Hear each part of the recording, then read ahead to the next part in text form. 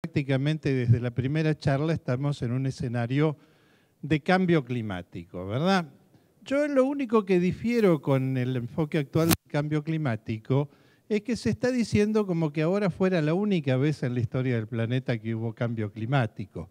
De hecho, ha habido una serie de etapas en el cambio del clima de nuestro planeta y estamos en una especial que tiene una particularidad que es un poquito más cálida que las que hubo anteriormente, ¿no? Y que se caracteriza por esto que estamos diciendo aquí, un fuerte incremento de la variabilidad climática. Esto lo han señalado otros oradores. Las precipitaciones han vuelto a ser de tipo tormenta severa, con mucha irregularidad espacial, granizo. Las compañías de seguro están en una verdadera crisis en este momento. Luego, esto se alterna con situaciones de bloqueo, que son periodos, bloqueo es cuando no pueden pasar los frentes de tormenta, entonces son periodos largos, muy calurosos, muy secos, que afectan a los cultivos. Por ejemplo, ese famoso impacto de 2012 en la producción de maíz norteamericano, que se llevó cerca de 100 millones de toneladas en un periodo corto, fue un tremendo bloqueo que tuvo el área agrícola norteamericana. Pero no es nuevo, el año 29 un bloqueo tan grande que liquidó la producción de ese año y fue uno de los impulsores de la caída de la bolsa de Nueva York, del famoso martes negro de Wall Street, ¿verdad? De manera que no son cosas tan nuevas, sí podríamos decir que en los últimos 10 años se han intensificado. Estos fenómenos tipo El Niño se han vuelto muy erráticos, como el del año pasado, que normalmente en Argentina asociábamos los episodios del Niño con incrementos de producción. Y en realidad las lluvias de abril nos recortaron parte de nuestra producción. Las niñas, que son los eventos fríos o secos, se han vuelto de terror. También acá se nombró varias veces el episodio 2008-2009, que fue una niña doble porque vino delante de otro episodio de la niña y por efecto acumulativo también hizo un recorte de producción muy grande. Y el régimen térmico se ha vuelto muy riguroso, contrasta mucho, porque ¿qué ocurre? En los años anteriores, más o menos de 1970 y pico, mediados de la década del 70, hasta el año 2006 más o menos, hubo un periodo de 30 años que fue un óptimo climático en todo el mundo. Que esto ayudó en la Argentina a que volviera a avanzar el área agrícola. Piensen que en algunas de las exposiciones que se mostraron, se mostraba que en el año 2000 teníamos, en el año 90 teníamos 16 millones de hectáreas cultivadas en Argentina, que fueron un mínimo histórico que venía de los años 80. Y ahora estamos en 32 millones de hectáreas cultivadas. Ese periodo fue un óptimo, tanto la lluvia era muy pareja, no hubo heladas fuertes, no hubo eventos extraordinarios, salvo uno que después se los voy a mostrar, ¿verdad? Y ahora hemos vuelto a tener heladas o calorazos terribles. Y acá les voy a contar esto un poquito mejor, lo del ENSO, o sea, los efectos del Niño, que son estados del clima que tienen mucho efecto sobre Sudamérica y parcialmente sobre Norteamérica también. Acá está un poquito lejos, a mí no me llega el puntero, pero si ustedes ven el mapa de arriba, dice normal y dice diciembre de 1997. ¿Qué significa normal? Bueno, que es el estado medio, pero si ustedes observan, la costa americana está pintada de amarillo, es una temperatura del mar de 20 grados. Si yo me voy en el Pacífico, al norte de Australia, tengo una temperatura de 30 grados indicada por el color rojo. Fíjense, ¿cómo es que a la misma latitud yo tengo de un lado 20 grados y 30 del otro? ¿Es normal esto? Y es normal porque los vientos alisios que soplan sobre el Ecuador se llevan, empujan el agua caliente, que es la menos densa que está en superficie, hacia Australia. Entonces Australia tiene 10 grados más y el mar es 40 centímetros más alto por la fuerza del viento. Y ese agua amarilla es el agua de la corriente de Humboldt que viene del polo. Por eso es agua fría, le da a Chile, Perú y Ecuador una costa fría. ¿Qué es lo que le da a Chile su carácter de, en este momento, emporio de las frutas finas? Las mejores cerezas que van a China, los arándanos, las mejores vides están ahí en ese clima marítimo, templado, con alta humedad atmosférica y baja lluvia. O sea, no puede ser mejor para la producción de frutas finas, y Chile está empezando a alcanzar con sus frutas y productos vitícolas las exportaciones de commodities nuestras, ¿no? De Argentina, con mucho menor volumen, pero mucho más valor agregado, ¿no? Mucho más valor intrínseco, ni siquiera agregado. Fíjense que el mapa de abajo dice El Niño, diciembre de 1997.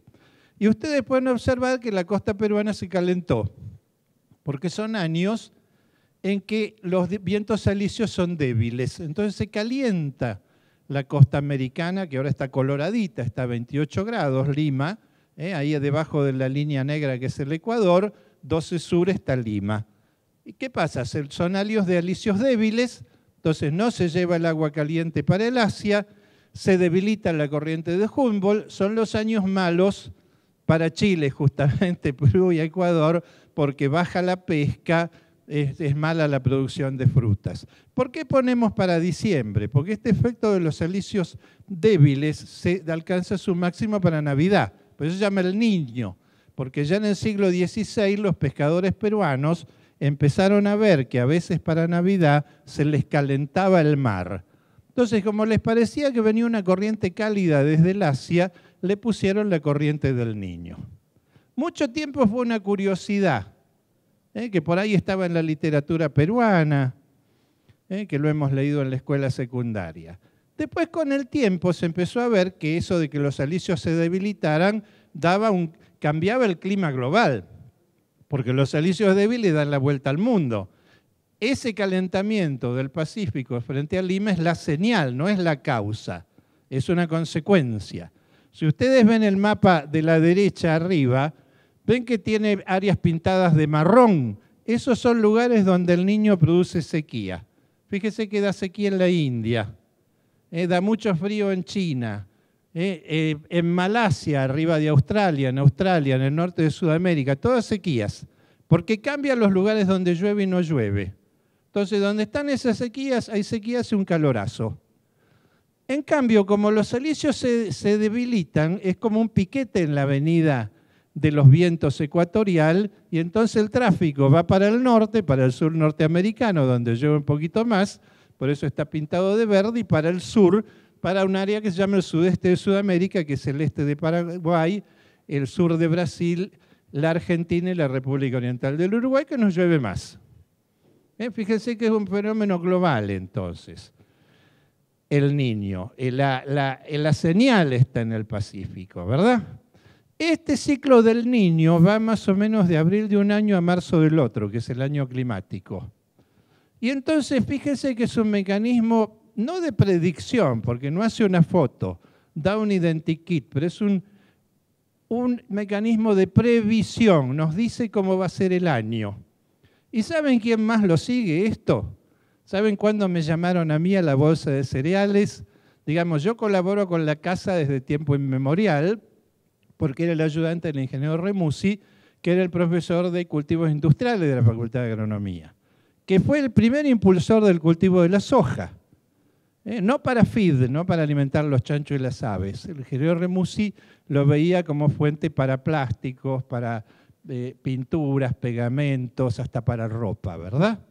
Porque era el profesor de cultivos industriales. Pero en 1997 a mí me llamó la ingeniera Suárez, que recién estaba por acá, y me dice, Eduardo, ¿vos sabés lo que es el Niño? En marzo del 97. Le contesté, sí, Ana María, ¿por qué me lo preguntás? Porque en Chicago están hablando del Niño. ¿Qué será eso? Bueno, vine aquí a explicarlo y desde entonces estoy acá, ¿verdad? Porque fíjense, cuando en Chicago ven que ahí se calentó Lima, en marzo-abril, ¿qué dicen ya? Y lo que les decía la señora del mercado a término, ¿verdad? Va a bajar el precio porque Norteamérica, Argentina, Brasil van a tener buen precio. Primero van a comprar barato y después cuando le falte a la India, a China, todo eso, ¿qué vamos a hacer? Vamos a vender caro. Es un mecanismo sobre todo especulativo. Por eso las noticias se mezclan un poquito con la especulación. Y bueno, la amiguita del Niño es la niña. ¿Ven la imagen de arriba, que está más amarillo, el Ecuador? Es cuando los alisios son fuertes. Entonces invierten la anomalía de lluvia y temperatura. Ven que ahora la India, Sudáfrica, Australia, todos tienen verde. ¿Y quién tiene marrón? Nosotros. Y el sur norteamericano. Entonces, cuando ocurre esto, también se empieza a ver para marzo, y Chicago ya está pensando, va a bajar la producción nuestra, va a subir la de los sudamericanos. Para soja ya vimos que es el bruto de la producción, bueno, subamos el precio. Y fíjense, no sé si alcanza a leer, ahí dice diciembre del 88. Eso estábamos al final casi del gobierno del doctor Alfonsín, cuyo programa económico no venía demasiado bien, se largó el Plan Primavera, que era en qué se basaba, en una buena cosecha. Fue una de las peores cosechas que hubo. Se perdió más de la mitad del maíz, la soja era muy poco, ¿verdad? Y fíjense que eso me trae un recuerdo de aquí mismo, porque en el 85 habíamos empezado a organizar desde la casa, con la dirección del ingeniero Remusi, que la reunión internacional de soja siguiente, la del 89, fuera acá, en la Bolsa de Cereales. Y en marzo la realizamos. Le mostramos unos slides hermosos de la soja a los que vinieron, porque no había un solo lote de soja bueno en Argentina, fue una de las peores cosechas que hubo, ¿verdad? Y estuvo el doctor Alfonsín aquí en este recinto, saludando a la gente, yo le di la mano por allá, ¿verdad? Así que fíjense lo que puede ser para nosotros una niña. Un evento que, si nuestra economía no está demasiado bien, nos la puede tirar abajo. Y bueno, ahí tienen los escenarios que da este fenómeno que se llama fenómeno del Niño Oscilación del Sur, o ENSO. El de arriba es la lluvia normal, a la derecha abajo tienen el niño, a la izquierda abajo la niña. Miren lo que dice precipitación por campaña, porque acá en el hemisferio sur el año climático es más o menos de julio de un año a junio del otro, porque el niño empieza en abril, pero causa efecto a partir de julio, y sus efectos terminan más o menos en junio. ¿Ven el celeste? Eso es todo el área de clima húmedo. Tiene más de 1000 milímetros de lluvia. Ven que no es infinito tampoco, ¿verdad?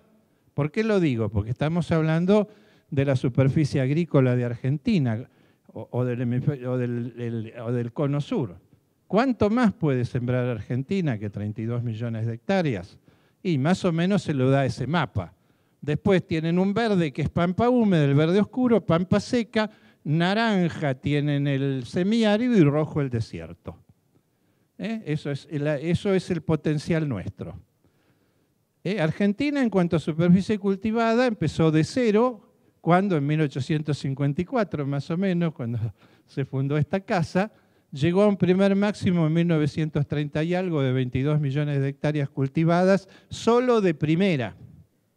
Bajó a más o menos a 15 millones de hectáreas en tiempos del doctor Alfonsín, subió a 32, que para los que estamos en el tema climático y ambiental creemos que es el máximo, ¿verdad?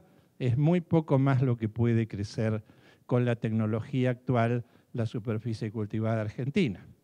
Y cuidado, porque se está hablando mucho de desecar humedales, pero Argentina hay que tener cuidado porque no estamos cumpliendo el protocolo de Ramsar de cuidado de los humedales. Y así como ahora nos piden una cantidad de cosas para comprarnos, va a llegar el momento que nos van a pedir que cuidemos los humedales. Y si nosotros desecamos la cuenca del Salado, podemos quedar mal. Inclusive se está pensando en empezar a cuidar las zonas áridas, que también tenemos mucho. Así que no es demasiado prudente hacer proyecciones de producción aumentando la superficie. Argentina está casi en el límite de superficie. Fíjense que donde dice el Niño, ven que en el neutral hay un manchón azul sobre Misiones. ¿Ven en el Niño cómo ese manchón azul sobre Misiones se aumentó mucho? Porque el Niño da más lluvia en la zona oriental. En cambio, la Niña lo invierte. En la Niña llueve más sobre el noroeste argentino. Y hay menos, ven que de la provincia de Buenos Aires, en la niña se fue el celeste. Pasa a ser pampa húmedo, pampa seca. Y en las niñas fuertes llega a ser muy seca. Neutral son 2 de cada 3 años, niño 1 de cada 5, niña 1 de cada 7 más o menos. E inclusive, entre los tesistas que yo tengo ahora, tengo un chico de la carrera de, ¿cómo se llama?, de economía agraria, que quiso hacer algo de clima, pero en la carrera le pidieron que haga algo de clima y precios. Y fíjense qué notable, si esto es de la tesis que estamos preparando este muchacho, ahí hicimos los promedios de precios del niño en rojo, del neutral en verde y de la niña en azul. ¿Ven cómo se diferencian? Porque los mercados responden muy claramente, inclusive de entrada, porque el niño empieza en abril, pero en abril ya el promedio de los años del niño está por debajo del neutral, porque hay una especulación muy grande al respecto, ¿verdad? Y bueno, el niño 2015-16, un episodio que vale la pena verlo. Fíjense que el niño, la señal, no el niño en sí es una disminución de la velocidad de los alisios. La señal es el calentamiento del Pacífico. Fíjense, 1982-83, el primer niño que lo podemos seguir con satélites, tan fuerte que afecta a China que está emergiendo. National Geographic lo santifica, hace un artículo después en el 84, ¿verdad? Donde cuenta lo que es el niño y cómo afecta a los países de la cuenca pacífica. El de abajo, 97-98, este inundó, las lluvias de abril del 98 inundaron prácticamente la cuenca del Salado, que estuvo inundada hasta 2003 más o menos. Y 2015-16, ¿qué les parece? Este último estuvo entre los grandes niños de la historia. Y miren la señal de lluvias. Arriba a la izquierda tienen el niño normal, ¿no? Promedio.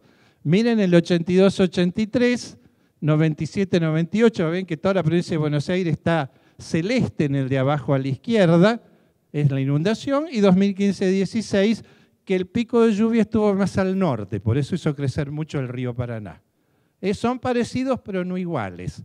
Por eso les digo que esto da el identikit y no la foto de la situación. De eso pasamos a esto, fíjense, arriba está diciembre de 2015 en la plenitud del niño del año pasado. Abajo está la situación en agosto, que es la última imagen satelital mensual que tenemos.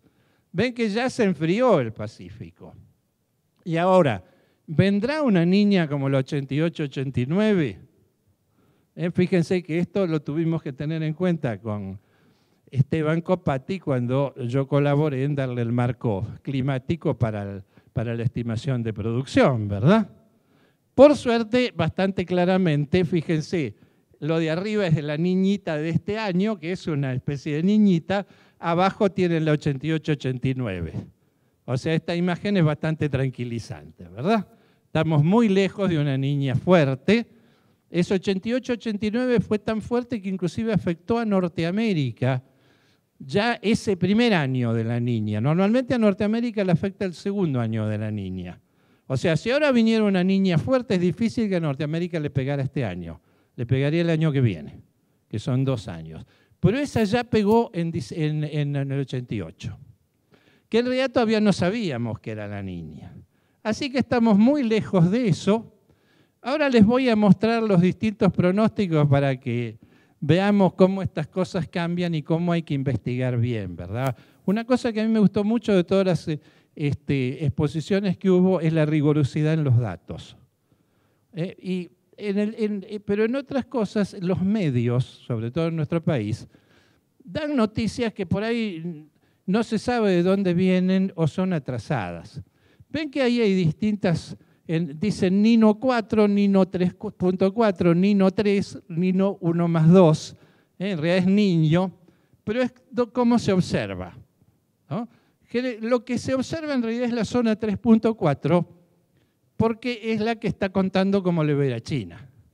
Que vieron que también fue una estrella china en todo lo que dijimos acá. Miren el pronóstico de NOAA, esta es la agencia norteamericana, que es un poquito la que más actualiza las cosas, pero también es la caja de resonancia de las noticias, ¿no? Que el mercado de Chicago se ocupa también de amplificarlas. Por eso le cuento que yo me enteré que estaba el Niño afectando algo por la Bolsa de Chicago, no por el Servicio Meteorológico Nacional Argentino en 1997, ¿verdad? Fíjense lo que estaba dando, eso es 14 de abril, es casi el primer pronóstico de la niña. Ven cómo va, de la línea roja para arriba es niño, de la línea azul para abajo es niña. Ven que estaba dando la niña del siglo. Eso parecía el 88-89. Chau cosecha 2016-17 de Argentina, ¿no? Y bastante fuerte como para pegarle a Norteamérica en el primer año. Esto es lo que todavía repiten los medios acá.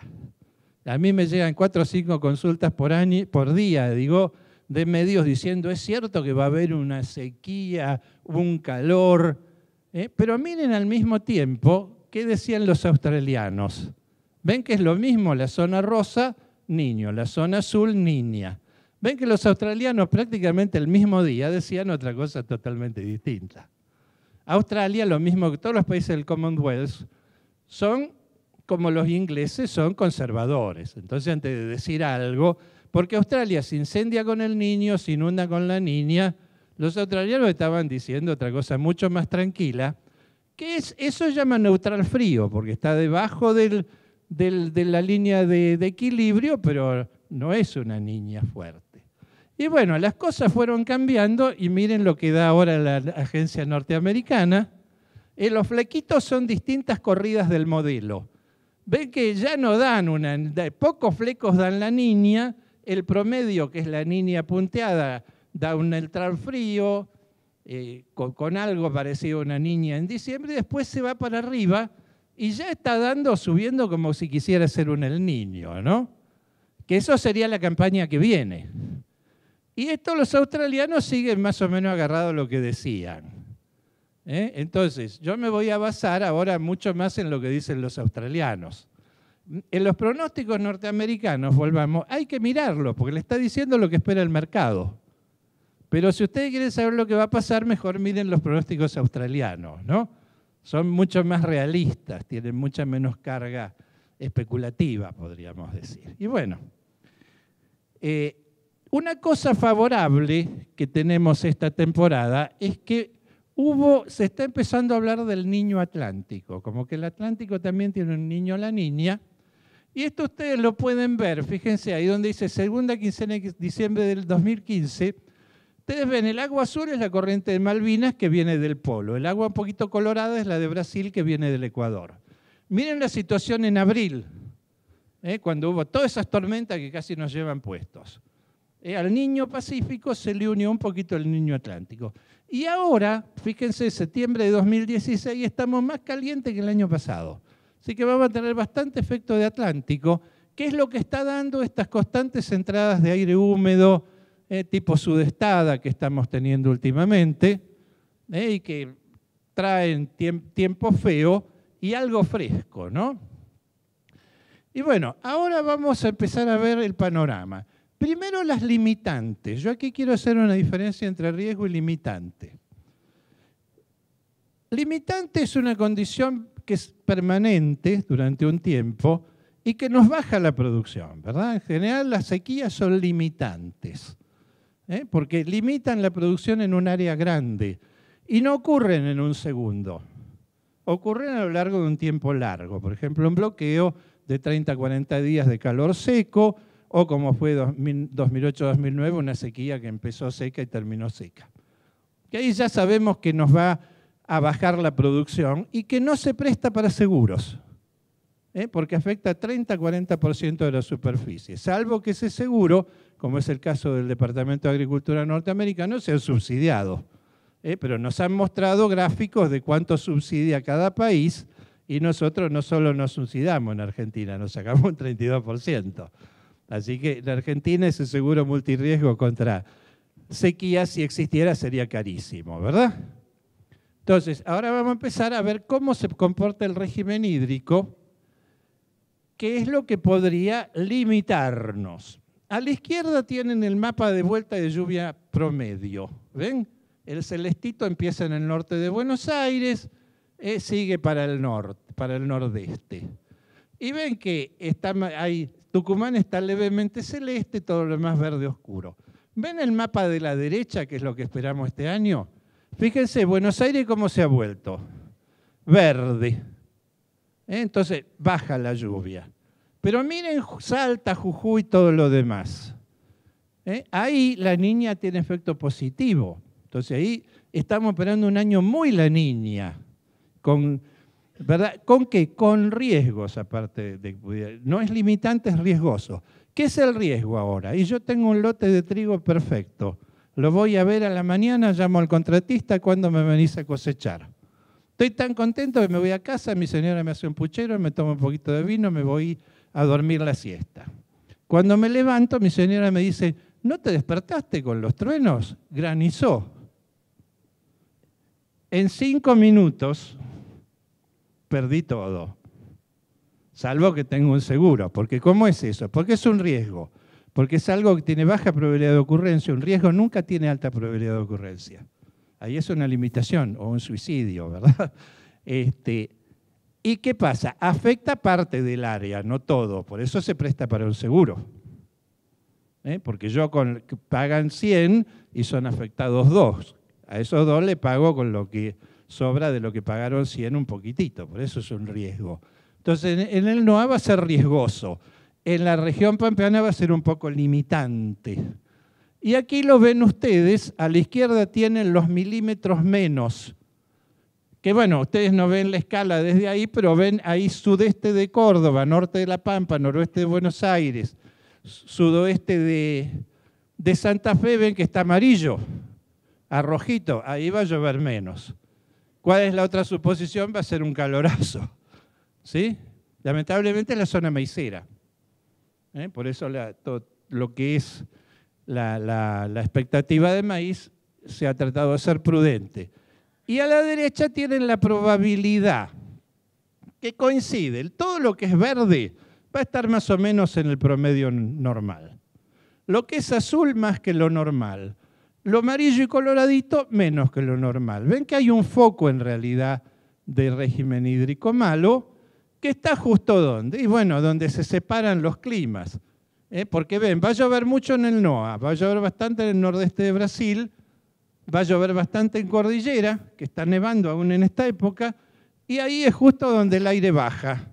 Donde llueve el aire sube, donde baja naturalmente se calienta y no llueve. Entonces ahí tenemos ubicado el área con limitaciones. No es grande, agarra bastante del área girasolera y maicera y algo del área sojera. Por eso no fuimos a 150 millones de toneladas. Y bueno, y ahora cómo vemos en la evolución mensual, ¿no? Que aquí vamos a ver un poquito los riesgos. Lluvia, esa es la lluvia que esperamos para octubre. Aunque no vean la escala, lo que es celeste es húmedo, lo que es verde oscuro es pampa húmeda, lo que es verde claro es pampa seca, lo que es naranja es semiárido. Y bueno, fíjense que Buenos Aires, Córdoba, todo queda en pampa seca, es el verde claro. O sea que el clima va a ser no árido, pero tampoco va a ser húmedo. El mapa de la derecha es muy importante. ¿Ven todo eso rojo sobre Misiones, todo lo demás? Y sobre Río Cuarto, eso es peligro de tormentas. Estamos viendo bastante riesgo, o sea, granizo. Sobre Paraguay no va a granizar porque es demasiado caluroso, pero pueden tener aguaceros torrenciales. Abajo a la izquierda el calor, lo peligroso es el naranja oscuro y el rojo. Y heladas, que todavía estamos viendo alguna helada ahora en octubre. Pero es normal, esto no es más riesgo que lo normal. Noviembre, de vuelta, ven que seguimos ahí. Fíjense qué interesante como el oeste de Córdoba está verde oscuro, porque ahí la niña tiene un efecto positivo. Ven que ahí bajan las tormentas, ya Río Cuarto, el oeste de Córdoba, Buenos Aires. Empieza a hacer calor, pero no en el litoral. Ven que la provincia de Buenos Aires está más clara porque ahí entra el viento del Atlántico. Va a tener un efecto... Lo bueno de esta perspectiva es inclusive desde el punto de vista energético, porque el gobierno está preocupado por los grandes calorazos. de este verano. Y por ahí no van a ser tan fuertes como se piensa. Y bueno, todavía noviembre la heladita de ahí de Barrow del sudeste. Diciembre, fíjense que ya esa zona crítica se pone en naranja. Sigue habiendo tormentas sobre Balcarce, sobre... Viene más tormenta de lo que uno esperaría, lógicamente, en un episodio de La Niña. Calorazo, pero sigue fresca la costa atlántica. Y bueno, ya ese celeste que entra en Buenos Aires, las mínimas, simplemente tiempo fresco. Estamos bien, 5 y tengo 7.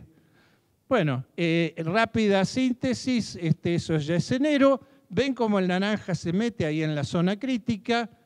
Sigue habiendo peligro de tormenta, un calorazo, pero no en la costa atlántica. No entra frío, febrero se acentúa, calor, tormentas, mucha tormenta.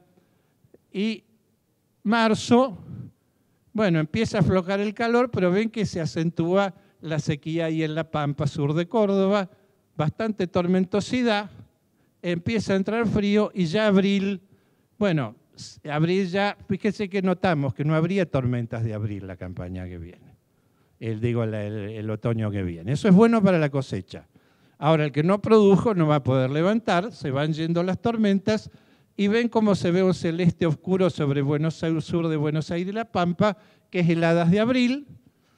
Fíjense, mayo, heladas fuertes, es lo distintivo, y ya junio, que es lo último que vemos, viene un invierno un poquito helador. Fíjense el hecho que en junio la helada se acerque al Paraguay, está indicando que la transición podría ser un invierno muy frío el año que viene. Y muchas gracias por tu atención y te regalo 3 minutos. Muchísimas gracias, ingeniero Sierra, muy amable. Convocamos ya entonces al próximo disertante. La temática es Bioeconomía, un paradigma para la industria del siglo XXI. Roberto Bizán.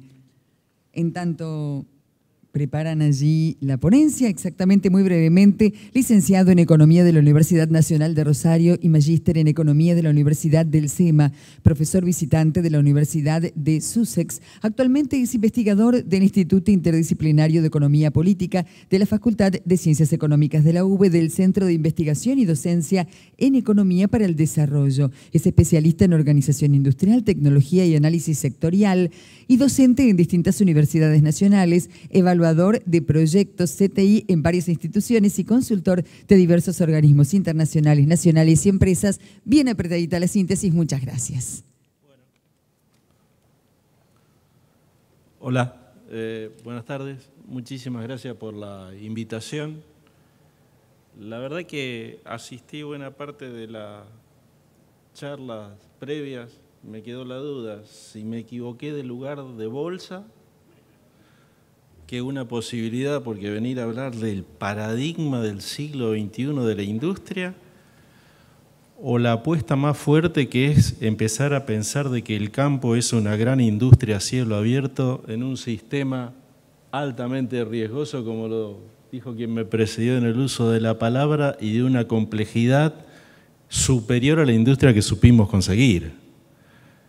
Entonces yo voy sobre esta segunda vuelta y sobre esta segunda vuelta, sobre ese título que está ahí, lo que queremos, junto con un grupo de gente que estamos trabajando en el tema, es encontrar un paraguas de contención para que ese proceso de industrialización que arranca ya con pensar la semilla sea el primer escalón después de un proceso de transformación que tenga como cobertura la bioeconomía. Eso es el eje de lo que yo les quiero contar modestamente desde la academia. Primera cosa que quiero plantear es que me parece que el campo, sin entrar en futurologías climáticas de las riesgosas, acá no hay fenómeno niña o niña, en los próximos 30 años, o 20, 25 años próximos, difícilmente pueda crecer a la velocidad que creció en los pasados 25 años, que lo hizo en base a unas condiciones tecnológicas excepcionales y haber sumado 15 millones de hectáreas que estaban semidisponibles. Pensar que eso va a ocurrir a futuro digamos, es un supuesto fuerte, diría un economista, con lo cual todo el mundo que está acá sentado en la sala quiere seguir estando en el sector en los próximos 20 años. La pregunta es cómo hacer para sumarle valor agregado a la hectárea, dado que lo que no se puede sumar es infinitamente hectáreas. Entonces, desde ahí es que la bioeconomía empieza a ser como una mirada estratégica para este tipo de negocio. Recorrido o propuesta. La propuesta que yo tengo es que la bioeconomía puede ser una especie de paraguas, digo, no es propio individual, sino de un grupo de gente que trabajamos en el tema, que la bioeconomía puede ser una especie de paraguas o de nave insignia para pensar la industrialización de los próximos 30, 40 años en Argentina. ¿Qué es el desarrollismo siglo XXI? Es toda una apuesta, más allá de que algunos apellidos se repitan y algunos déficits energéticos a los que peinamos cana de la década del 60 parecen rememorarse, ¿no? Digo, para eso lo primero que yo querría es una breve reflexión de por dónde anda el mundo, después qué es la bioeconomía y por dónde anda la Argentina. Eso es lo que yo tengo para contar. ¿Por dónde va el mundo?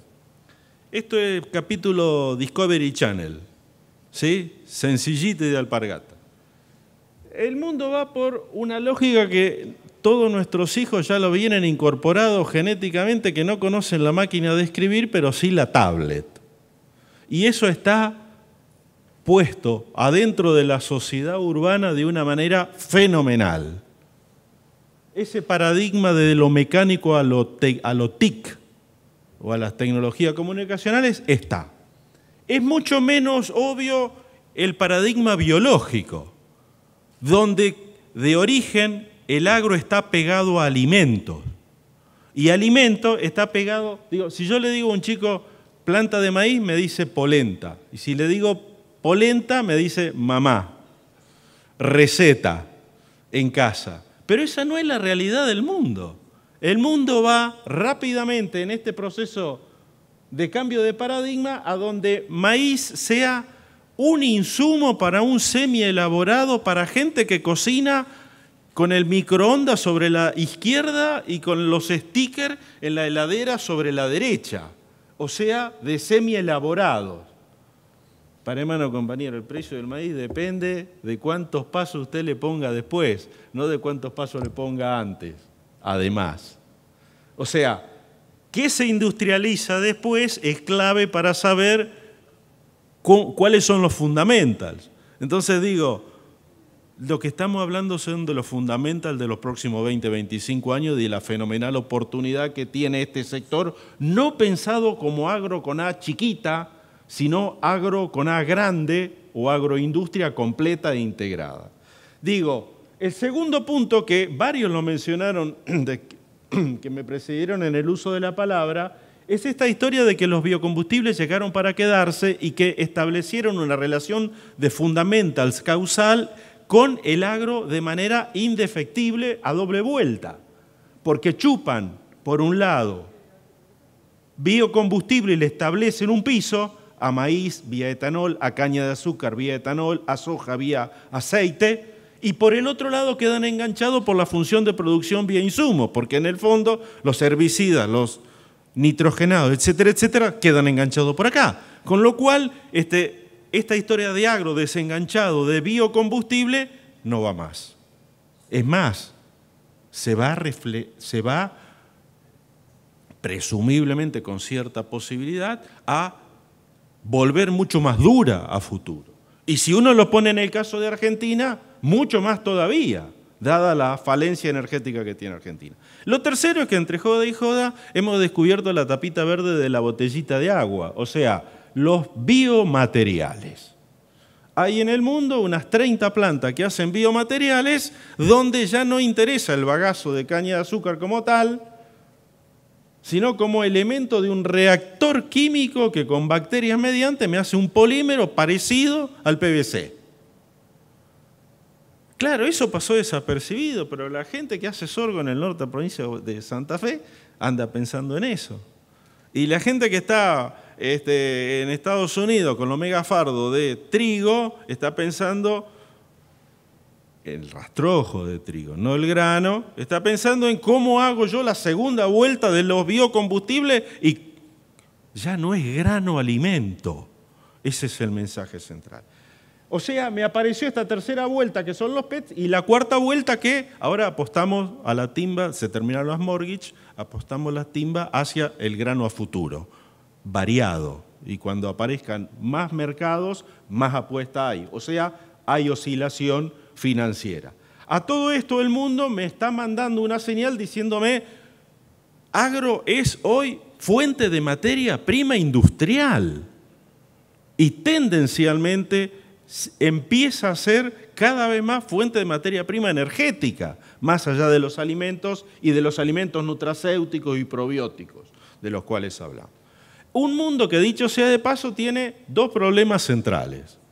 Parece que resucitó Malthus. O sea, tiene una subida en el nivel poblacional que no es compatible con la cantidad de hectáreas disponibles para darle de comer. Así de fácil.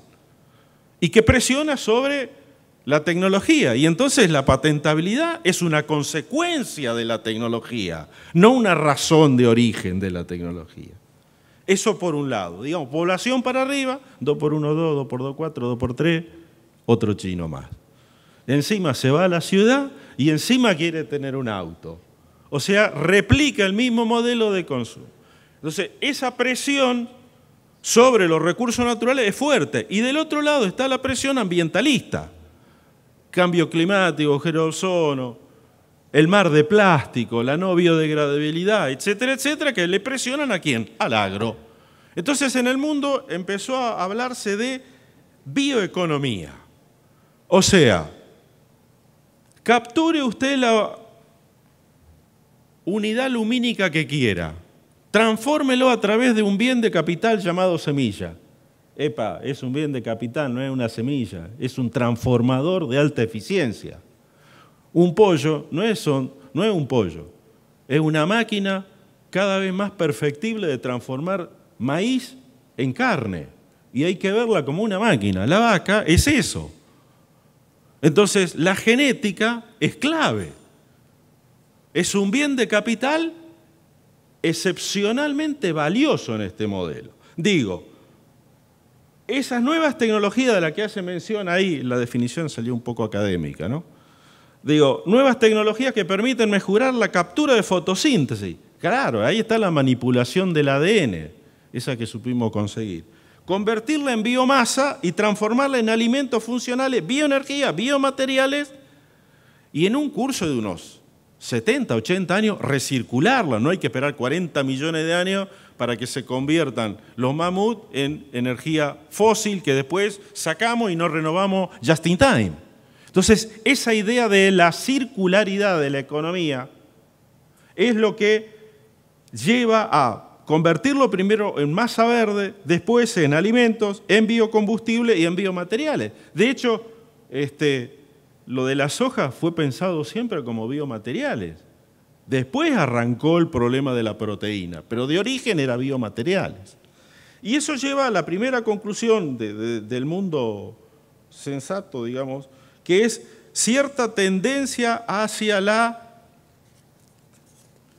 los nuevos materiales,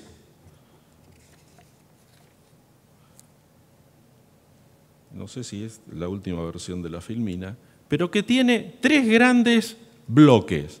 Primero, yo pongo un ejemplo nada más que para llamar la atención, y saco no pongo el de grano por otra razón. ¿Qué es un novillo para mí? 4/4 más el 5/4. El 5/4 es lo que hace la diferencia, porque allí está la extracción de sangre, que no es sangre, sino que es proteína. Y el eje de la transformación industrial arranca de la proteína, o uno de los ejes de transformación industrial. Entonces, el precio del el precio del maíz para rolear en el feedlot, para transformar en el feedlot, depende de la capacidad de industrialización que usted tenga, entre otras cosas, del 5/4 y de los 6 o 7 ítems que Tonelli enumeró antes, acertadamente, que a mí me permitan después capturar y ponerle valor industrial a este tipo de animal. El pesado va a valer más que el liviano. Eso sí que es el sueño del pibe. En tanto y en cuanto usted tenga una industria transformadora completa, porque si no se lo va a pedir al tipo de cambio. ¿Qué es lo que está pasando? ¿O no? Entonces, primera cosa, repensar el mundo de los alimentos funcionales para extraer todo. No es caña de azúcar, es complejo sucroalcoholero, etanol, vinaza, bagazo y azúcar. No es leche. Es más importante el suero que el queso fresco. O empieza a ser más importante o el mundo lo ve más importante como. Segundo, los biocombustibles.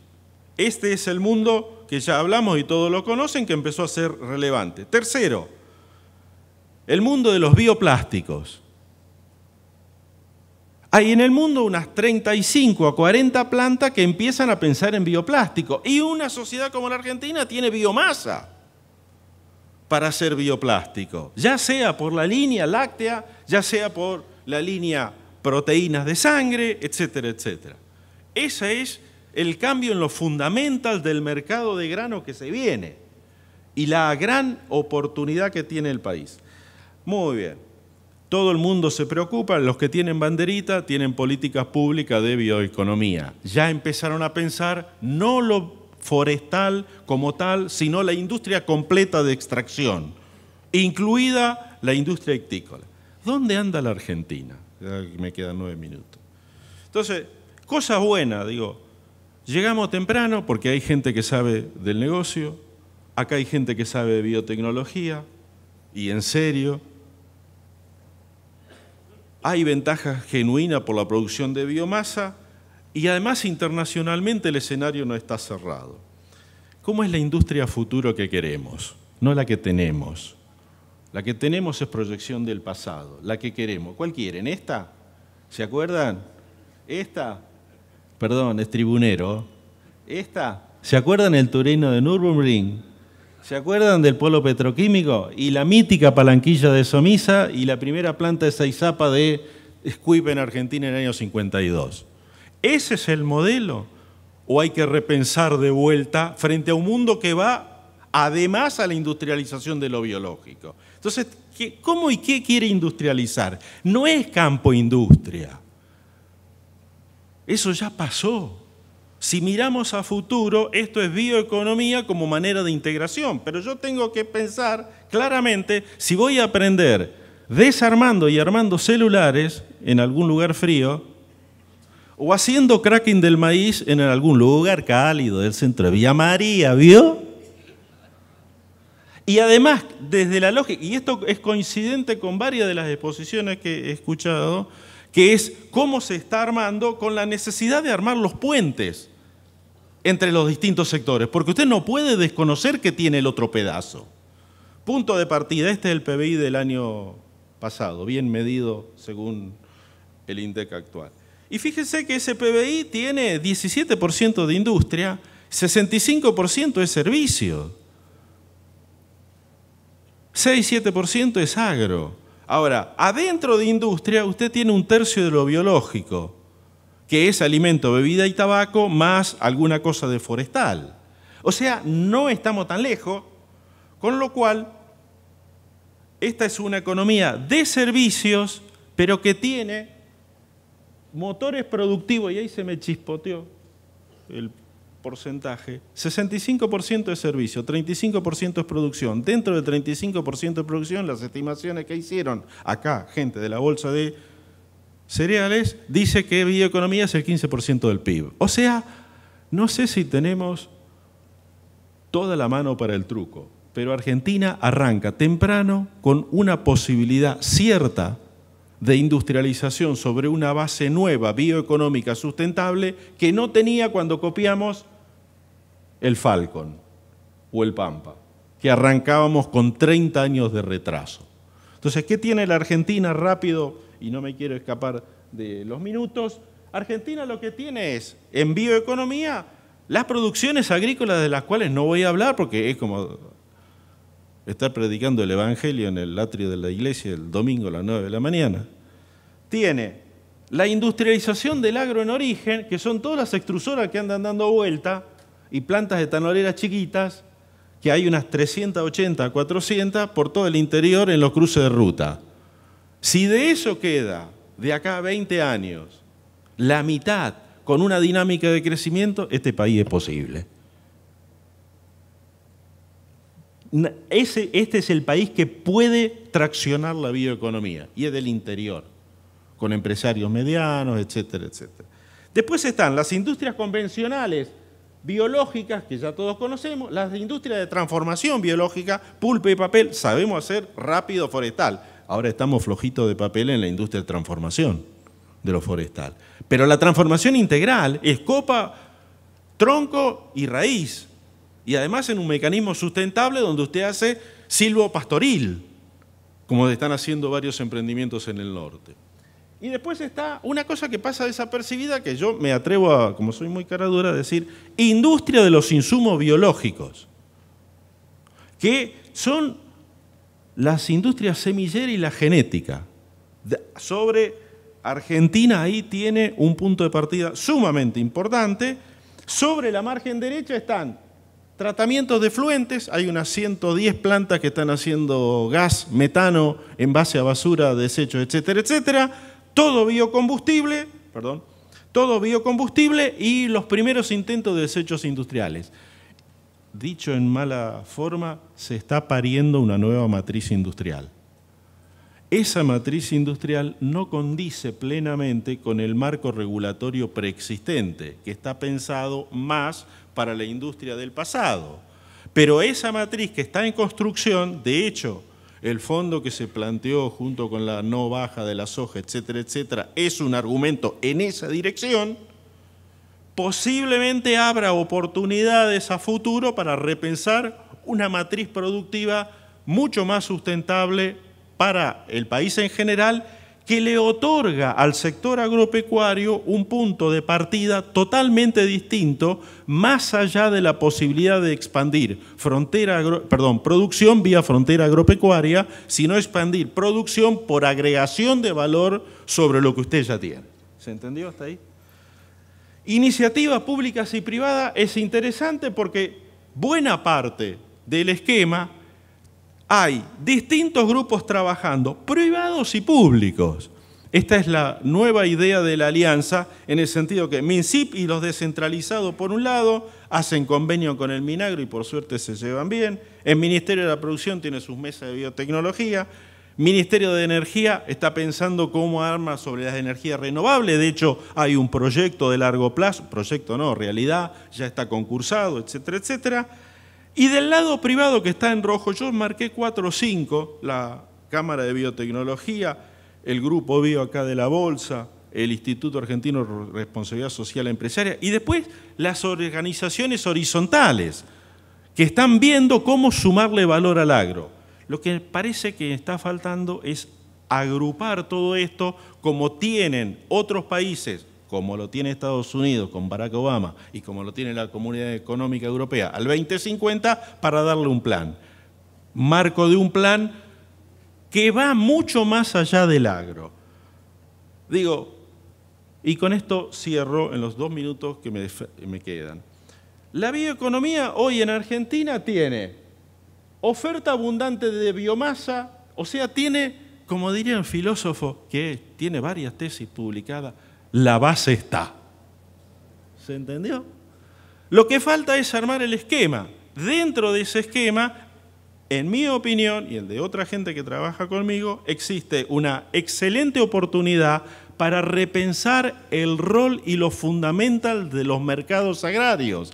Porque en tanto y en cuanto esto cobre validez y magnitud, y se aúnen varios esfuerzos, usted se integra hacia un mundo que está en esta dirección, llega relativamente temprano e industrializa sobre bases genuinas. Muchas gracias.